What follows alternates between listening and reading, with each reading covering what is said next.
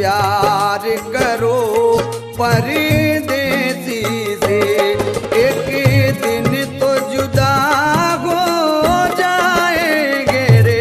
मत प्यार करो परदेसी से।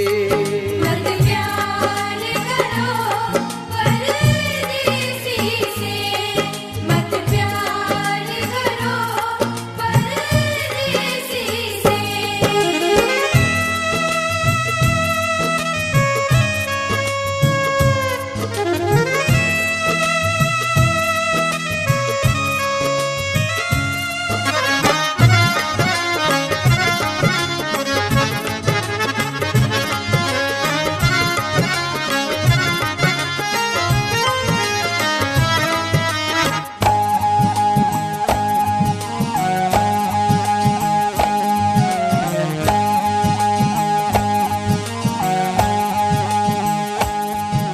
मत प्यार करो परदेसी से, मत प्यार करो परदेसी से।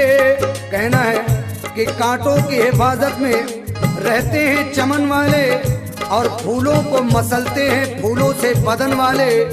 ये शहर तुम्हारा है, जो चाहे सजा दे दो। हम लोग हैं परदेसी और तुम हो वतन वाले। मत प्यार करो परदेसी से, मत प्यार करो परदेसी से। लेकिन एक कथा और कहना है, समाज कीजिए। कहना है कि हर शख्स से मिलना मिलाना नहीं अच्छा, और वो चूकने वाला निशाना नहीं अच्छा। दिल देना समझ बूझ के होशो हवास में, परदेसियों से दिल का लगाना नहीं अच्छा। मत प्यार करो परदेसी से, एक दिन तो जुदा हो जाएंगे। तुम ढूंढ न पाओगे गम को, तुम ढूंढ न पाओगे गम को। हम जाने कहाँ खो जाएंगे रे। मत प्यार करो परदेसी से। मत प्यार करो परदेसी से, मत प्यार करो परदेसी से।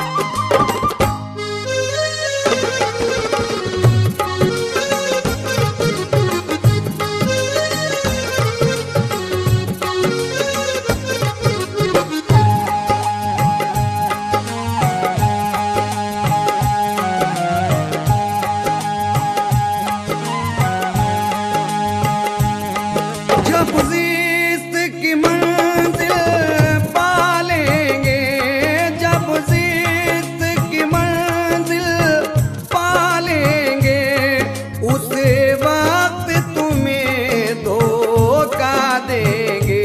कहना है क्या क्या मैं कर चुका हूँ, क्या क्या मैं कर चुका हूँ, ये याद है मुझको।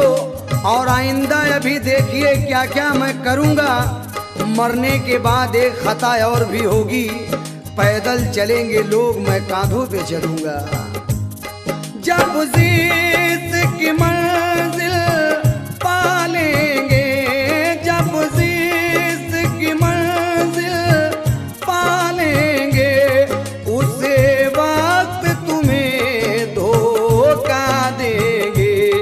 जब मौत हमें थपकी देगी, जब मौत हमें थपकी देगी, आगोश कज़ा तो जाएंगे रे। मत प्यार करो परदेसी से।